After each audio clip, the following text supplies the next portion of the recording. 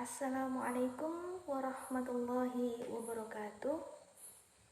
Bismillahirrahmanirrahim. Alhamdulillahirabbil alamin. Wassalatu wassalamu ala asyrofil anbiya'i wal mursalin wa ala alihi washabbihi wa tabi'in amma ba'd. Perkenalkan, saya Yanik Lidiawati, mahasiswa Hukum Ekonomi Syariah semester 5, Sekolah Tinggi Agama Islam Mempawah. Di sini saya akan menjelaskan tentang tafsir ayat hibah, di mana tafsir ayat hibah ini ada pada mata kuliah tafsir ayat munakahat dan mawaris yang diampu oleh Bapak Miskari LCMHI. Langsung saja kita membahas tentang pengertian hibah. Kata hibah berasal dari bahasa Arab yang telah diadopsi menjadi bahasa Indonesia. Kata ini merupakan masdar dari fi'il madhi wahaba yahibu hibatan, yang berarti memberi atau pemberian. Menurut Kamus Ilmu Al-Quran, yang dimaksud hibah adalah pemberian kepada seseorang di waktu hidupnya dengan tidak mengharapkan balasan atau ikatan, baik secara lisan ataupun tertulis. Menurut ilmu Al-Quran ini, hibah itu adalah pemberian dikala seseorang itu waktu masih hidup. Jika orang itu sudah mau menjelang meninggal, itu namanya wasiat. Tetapi kalau pemberian dikala orang itu sakit, namanya atiyah. Jadi kalau hibah ini adalah pemberian orang ketika dalam keadaan sehat, dalam keadaan bugar gitu. Sekarang menurut secara etimologi, hibah berarti melewatkan atau menyalurkan dari tangan orang yang memberi kepada tangan orang yang diberi. Jadi hibah adalah sarana untuk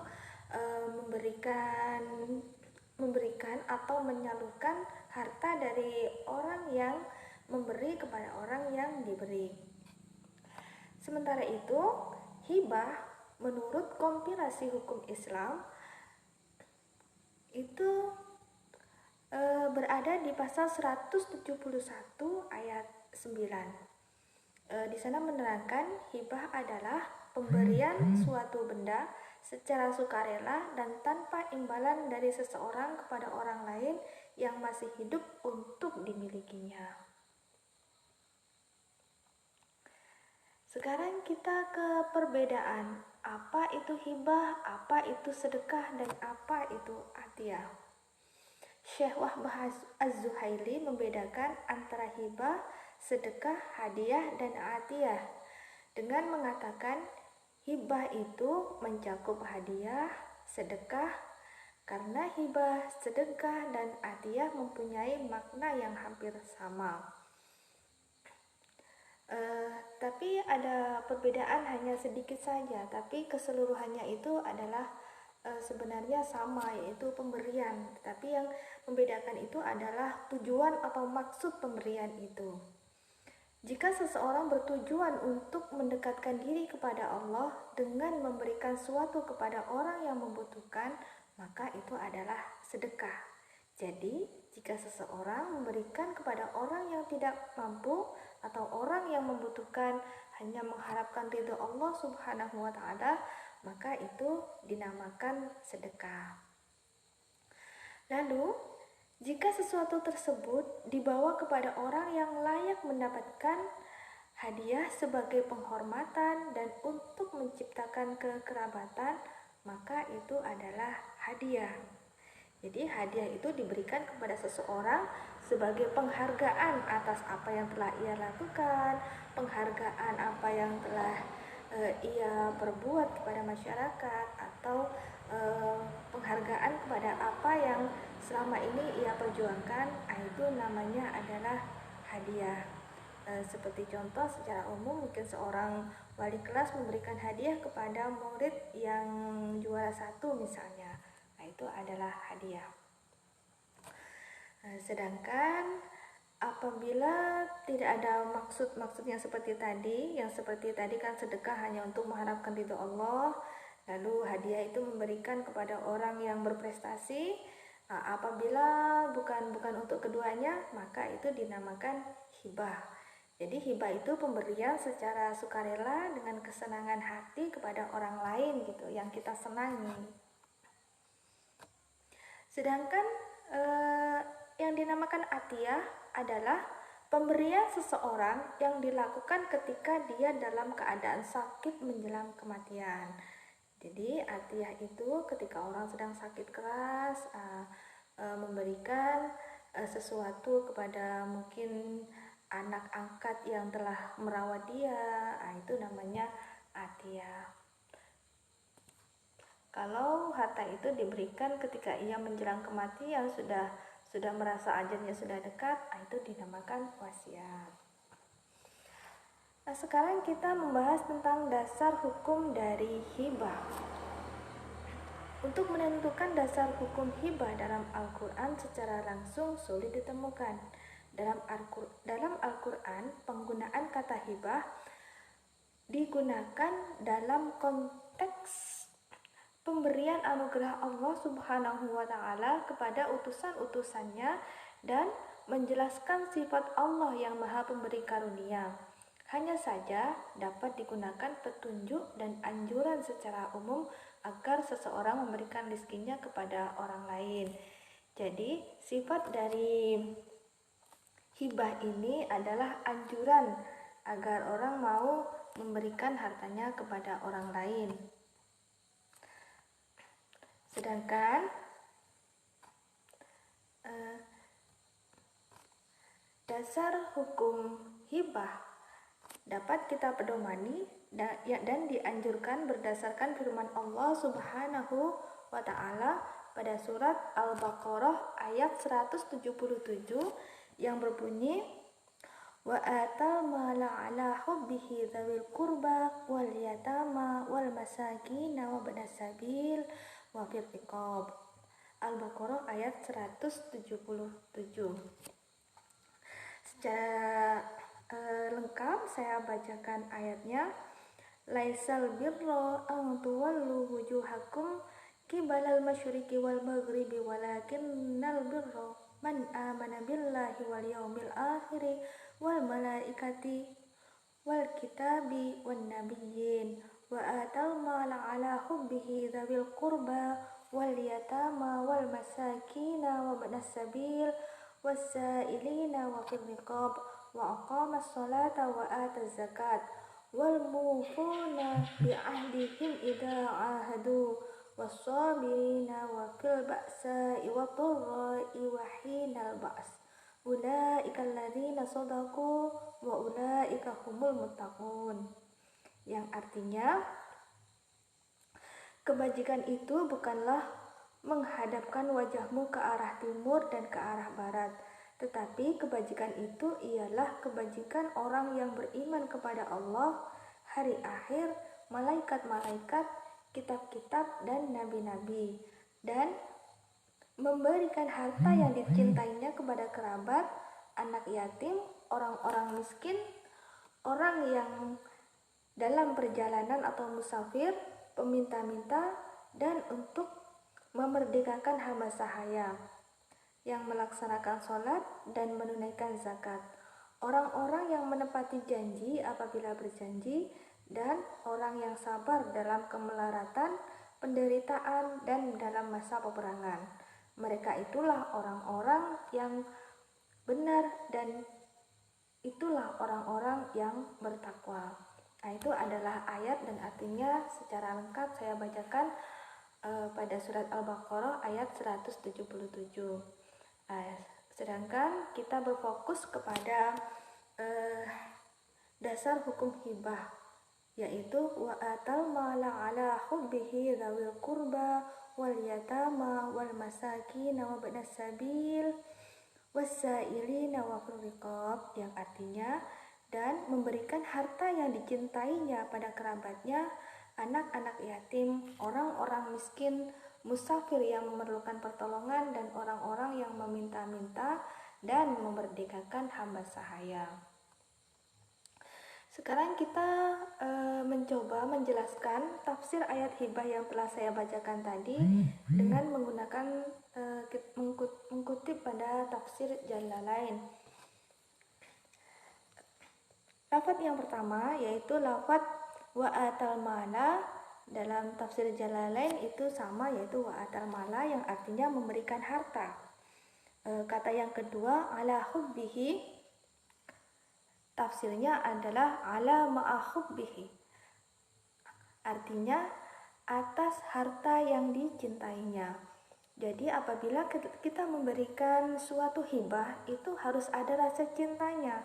Maksudnya ada rasa cintanya yaitu harta yang kita berikan itu harus harta yang kita cintai. Jangan sampai kita memberikan kepada orang lain kepada sesuatu yang sudah tidak kita senangi. Contoh, memberikan sandal kepada orang lain, diberikan sandal yang sudah bekas. Memberikan baju kepada orang lain, kepada baju yang bekas yang sudah tidak ia senangi. Nah, itu tidak dianjurkan dalam Al-Quran. Tetapi yang dianjurkan dalam Al-Quran adalah memberikan harta yang kita cintai. Contohnya baju yang masih kita senangi, baju yang masih kita sayangi, kita berikan kepada orang lain.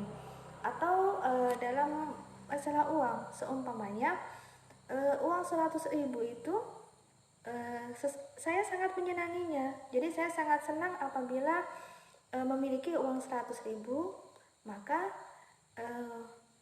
kalau kita ingin mensedekahkan orang, apabila kita mampu memberikan 100.000, maka kita berikan hadiah itu 100.000. Jangan hanya memberikan mungkin 1.000, 2.000 gitu. Yang dimana uang itu mungkin tidak terlalu berharga bagi kita. Maksudnya kita tidak dengan rasa senang memberikannya gitu. Begitu pula dengan yang seterusnya, atau mungkin pada orang kalangan yang kurang mampu gitu. Jadi kalau uang 10.000 itu sangat berharga bagi dia mencintai, maksudnya dia senang memiliki uang 10.000 itu, maka lebih baiknya dia menghibahkan dengan uang 10.000 itu. Yang selanjutnya adalah lafaz zawil kurba. Tafsirnya adalah zawil kurba al-qarabatu, yaitu kepada kaum kerabatnya atau familinya. Mungkin meskipun bagi orang yang kikir sekalipun, kalau seumpamanya dia dimintai hibah atau untuk menafkahkan hartanya kepada keluarganya, mungkin tidak akan berat gitu. Jadi anjuran Al-Quran itu sangat logis dan sangat masuk akal. Apabila kita ingin memberikan hibah kepada anak kita, mungkin kalau umpamanya Anda seorang suami memberikan uang atau uang belanja kepada istrinya, mungkin itu sama sekali tidak berat gitu. Jadi hibah itu diberikan kepada kaum kerabat atau famili. Yang selanjutnya itu adalah waliyatama, yang tafsirnya adalah sama waliyatama, yaitu anak-anak yatim. Yang kelima adalah wal masakin, yang tafsirnya sama wal masakin, yaitu orang-orang miskin. Yang selanjutnya adalah wabnas sabil, yang dalam tafsirnya wabnas sabil al musafiri, yaitu orang-orang yang dalam perjalanan atau musafir yang memerlukan pertolongan. Yang ketujuh adalah wasailina, di tafsirnya wasailina at-talibina, dan orang-orang yang meminta-minta atau pengemis yang membutuhkan harta itu. Ya, mungkin seperti contohnya orang-orang yang dalam sekarang ini mungkin dalam keadaan bencana, maka mereka membutuhkan bantuan dari kita, maka itu kalau kita memiliki kemampuan untuk menolongnya, maka sebaiknya kita menolong mereka. Yang ke-8 yaitu lafaz wafir riqabi. Dalam tafsirnya wafi fika ar-riqabi al-makanina wal asram, yang artinya dan pada memerdekakan hamba sahaya, yakni yang telah dijanjikan akan dibebaskan dengan membayar sejumlah tebusan. Begitu juga para tawanan. Jadi kalau di sini adalah memerdekakan budak. Pada zaman sekarang ini perbudakan sudah tidak ada. Jadi ini bisa dikiaskan dengan contohnya seperti tenaga kerja yang ada di luar negeri yang sudah menandatangani kontrak, tetapi uangnya itu diambil oleh calonnya atau diambil oleh agennya semuanya, sehingga dia bekerja itu sudah tidak mendapatkan gaji karena uang gajinya sudah diambil oleh agennya atau calonnya. Itu untuk memerdekakan tenaga kerja Indonesia seperti itu, bisa menggunakan uang hibah gitu. Itu atau di sini penjelasannya adalah hamba sahaya, yakni yang telah dijanjikan akan dibebaskan dengan membayar sejumlah tebusan. Hamba sahaya mungkin sudah diumumkan, jadi mungkin barang siapa yang mau membeli budak ini sebesar 100 dinar, maka silahkan ditebus gitu. Itu boleh dimerdekakan. Yang selanjutnya adalah begitu juga para tawanan. Di sini mungkin para tawanan perang atau mungkin juga bisa saja sandera gitu. Pembahasan selanjutnya kita membahas tentang rukun dan syarat hibah. Adapun rukun hibah menurut jumhur ulama ada 4. Yang pertama adalah orang yang memberi atau wahib. Yang kedua adalah orang yang diberi atau al-mauhub lah. Yang ketiga benda yang diberikan atau al-mauhub. Dan yang keempat adalah sigot, di mana syarat-syarat masing-masing adalah orang yang memberi itu diwajibkan mukallaf atau baligh dan sudah baligh dan berakal. Yang kedua adalah orang yang diberi. Sedangkan yang ketiga benda yang diberikan itu harus milik sepenuhnya si wahib. Jadi harta itu harus milik si wahib sepenuhnya. Tidak boleh harta yang masih dalam sengketa itu dihibahkan, atau harta yang masih milik bersama, contohnya harta warisan yang belum dibagikan, itu tidak boleh dihibahkan. Jadi harta itu harus jelas punya si wahib. Yang keempat adalah rukunnya itu sigot. Itu bisa dikatakan dengan ijab qabul. Yang keempat, kita membahas tentang macam-macam hibah. Ada 2 macam hibah yang dikenal dalam fikih. Yang pertama adalah hibah umroh, adalah hibah yang bisa kembali kepada pemberi hibah atau al-wahib atau ahli warisnya. Jadi hibah umroh ini dimungkinkan hibah itu bisa kembali kepada pemilik benda itu. Contohnya seperti hibah manfaat. Jadi hibah manfaat itu orang yang menerima hibah itu hanya mempergunakan untuk kemanfaatnya saja, tetapi tidak untuk dimiliki. Seperti contoh, seseorang memiliki rumah dan dia menghibahkan manfaat dari rumah itu untuk ditinggali kepada mungkin temannya, mungkin sahabatnya. Jadi apabila ijab qabul itu, jadi mungkin selama si wahib hidup, maka orang yang menerima hibah itu boleh tinggal di situ gitu. Jadi kalau seumpamanya si wahib sudah meninggal, maka itu tergantung ahli waris si wahib apakah mau meneruskan ataukah mau mengambil kembali hibah tersebut. Itu adalah hibah manfaat atau yang dinamakan dengan hibah umroh. Yang kedua adalah hibah rokbah, adalah hibah yang bisa menjadi milik penerima hibah atau al-mauhublah atau ahli warisnya al-mauhublah. Jadi hibah ini bisa menjadi milik penerima hibah apabila dalam akad itu sudah jelas bahwa hibah ini untuk dimiliki al-mawquflah. Imam Abu Hanifah berpendapat bahwa hibah umroh itu diwariskan dan hibah rukbah itu adalah pinjaman. Jadi di sini termasuk khilafiyah atau perbedaan pendapat antara para ulama.